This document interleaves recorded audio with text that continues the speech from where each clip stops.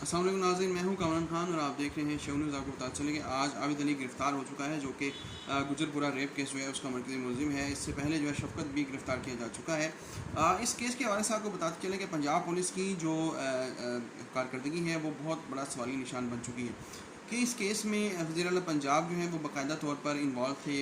इमरान खान की prime minister Pakistan की बाकायदा इन्वॉल्वमेंट थी, मीडिया प्रेशर था। उसके बाद पिछले 10-15 दिन में इस केस को बिल्कुल नलिफाइड कर दिया गया। इसकी तमाम खबरें जो हैं वो ख़त्म कर दी गई और इसके बाद आज जो है इस केस का जो मुलज़िम गिरफ़्तार हुआ है।